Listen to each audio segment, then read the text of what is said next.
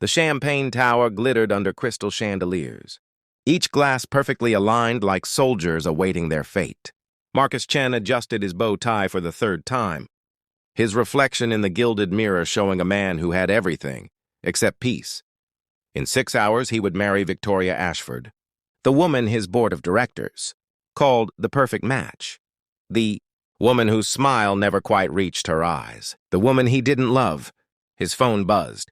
Unknown number. He almost dismissed it, but something made him answer. "Is this Marcus Chen?" A woman's trembling voice cut through the pre-wedding chaos. "Yes, who is—" "This is Rebecca Morrison, from San Francisco General Hospital." A pause that lasted forever. "I'm calling about Sarah Jensen." "I'm so sorry, Mr. Chen, but she passed away 3 days ago. Complications from childbirth." The room tilted. Sarah, sweet. Brilliant Sarah from the humanitarian mission in Guatemala 2 years ago. The nurse who'd held dying children in her arms and still found reasons to smile. The woman he'd spent 2 weeks with, building schools and falling into something he'd convinced himself was just a beautiful memory. Childbirth. His voice sounded distant, not his own. "The triplets are healthy, Mr. Chen. Before she died, Sarah named you as their father. She left a letter. She said she never told you because you had your own life, your own path. But now these babies need someone, and you're all they have." The phone slipped from Marcus's hand, clattering against marble floors that cost more than most people earned in a year. Around him, wedding coordinators barked orders. Florists fussed with orchids flown in from Thailand, and his future mother-in-law critiqued ice sculptures. His empire, tech innovations that had revolutionized renewable energy, investments that had tripled in value, a net worth that made Forbes blush, suddenly felt like paper currency in a rainstorm. Triplets, his children. Sarah's children. He didn't remember grabbing his keys or pushing past his assistant or ignoring his phone's incessant ringing. He only remembered the hospital's fluorescent lights and the smell of antiseptic, mixing with something sweeter, baby powder, perhaps hope. The NICU nurse led him to 3 impossibly small bassinets, 3 pairs of eyes, not quite focused yet, 3 sets of tiny fingers that gripped at nothing and everything. The nurse placed a folder in his hands. Sarah's handwriting covered the front. "For Marcus, if love ever finds its way back." His hand shook as he opened it. "Marcus, if you're reading this, I'm gone, and I'm so sorry for the burden I'm leaving you. I should have told you about the pregnancy. Every day I wanted to call. But I saw your engagement announcement, your company going public, your life unfolding exactly as it should. Who was I to disrupt that with news that would chain you to responsibility? You never asked for? But I couldn't bring myself to choose strangers to raise our children. Yes, our children. That night under the stars in Antigua, when we talked about what kind of world we wanted to build, you told me you'd been raised by nannies and boarding schools.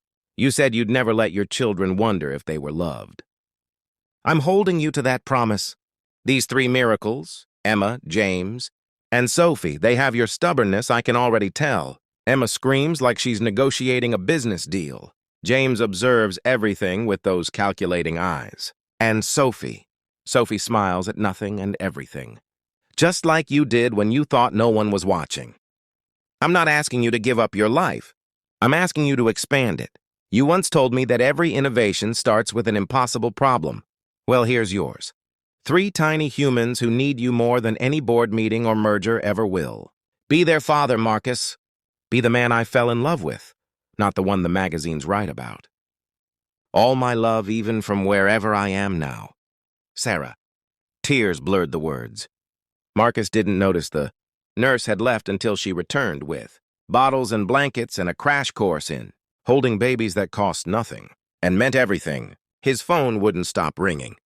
Victoria, his mother, his COO, the wedding planner, voice escalating to hysteria. He turned it off. For 3 hours, he sat in that NICU holding Sophie, then James, then Emma, then starting over again. They were so small, so fragile, so absolutely terrifying.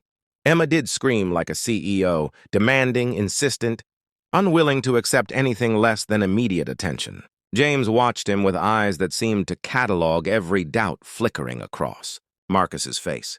And Sophie Sophie wrapped her tiny hand around his finger and smiled, and something in his chest cracked open like dawn. The head nurse, a woman whose name tag read Gloria and whose eyes had seen everything, brought him paperwork, DNA tests, custody forms, social services contacts. "You don't have to decide right now," she said gently. "There are options.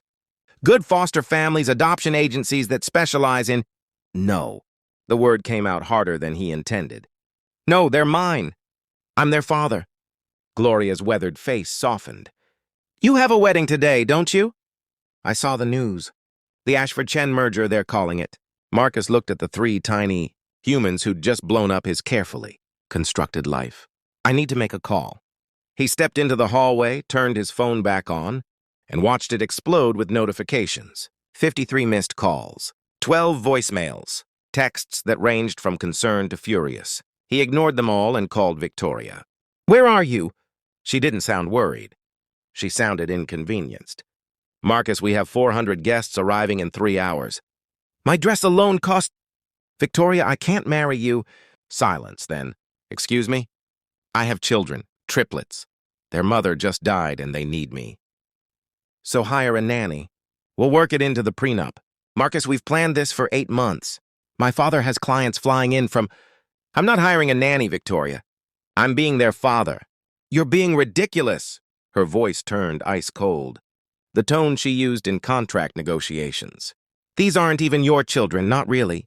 Some woman you barely knew drops this on you, and you're going to throw away everything we've built. Everything we've built." He thought about their relationship. Strategic dinners, networking events, appearance at charity galas that boosted both their brands. When had they last laughed? When had she ever looked at him the way Sarah had? Like he was more than his bank account. "I'm sorry, Victoria." "I truly am. But we were never building anything real." He hung up on her threats about lawsuits and social ruin and walked back to his children. The next weeks blurred together in a chaos of feedings and diapers and 3 a.m. panic attacks. His penthouse, all glass and steel and architectural awards, transformed into a fortress of baby gear. His executive team held meetings around playpens. His mother, who'd raised him from a distance measured in continents, surprised him by showing up with blankets she'd knitted herself. "I failed you," she said quietly, holding Emma with unpracticed tenderness. "I let nannies raise you while I chase board seats and social standing. Don't make my mistakes." Marcus learned that success meant getting all 3 babies to sleep at the same time. That wealth couldn't buy the sound of Sophie's laugh. That James's first smile, given freely and without calculation, was worth more than his entire stock portfolio. That Emma's fierce determination reminded him why he'd started his company, to change things, to matter, to leave something real behind. 6 months later, Marcus sat in his redesigned office, still professional, but now featuring a corner with soft mats and age-appropriate toys. Emma was attempting to eat a board report. James was methodically dismantling a shape sorter. Sophie was napping in his arms, drooling on his shoulder. His assistant poked her head in. "Mr. Chen, you have a visitor." "She says it's important." A young woman entered, eyes red-rimmed, carrying a worn folder. "Mr. Chen?" "I'm Amy Jensen, Sarah's sister. I'm sorry I took so long to come. I was overseas when it happened. I didn't know about the babies until I got home last week." Marcus's heart stopped. Family. Sarah's family. Claims to the children he'd come to see as his entire world. Amy sat down, her hands shaking as she opened the folder. "Sarah sent me copies of everything. Letters she wrote, explaining her choice. I needed time to process it. To understand why she didn't call me, why she chose you. If you're here to take them," Marcus pulled Sophie closer. "God, no," Amy laughed, tears streaming. "I'm 23, barely keeping my own life together. I'm here because I read Sarah's letters, all of them. She wrote me too at the end. She told me about you, about Guatemala, about the man who held dying children and cried when he thought no one was watching. The man who talked about building a better world and actually meant it." She looked at Emma, systematically destroying important documents, and smiled. "She said you'd be a great father if you let yourself be."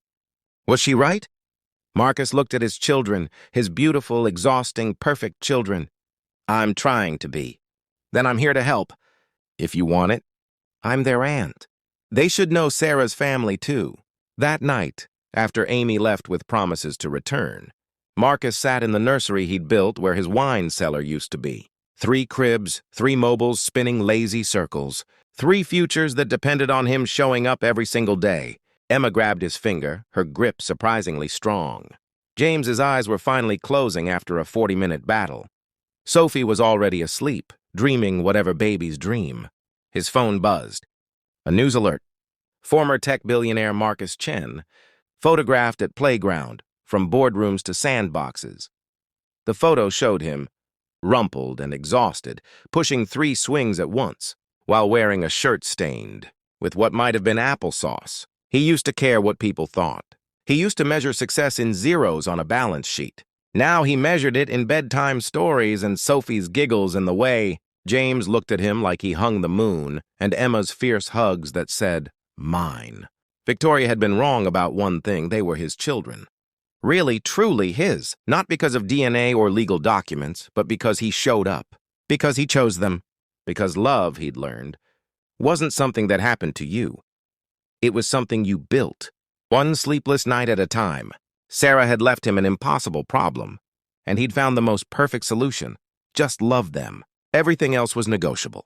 Outside, the city glittered with ambition and achievement. Inside, 3 children slept, safely loved. And Marcus Chen, who'd almost married the wrong woman for all the wrong reasons, finally understood what wealth really meant. It meant having someone call you dad,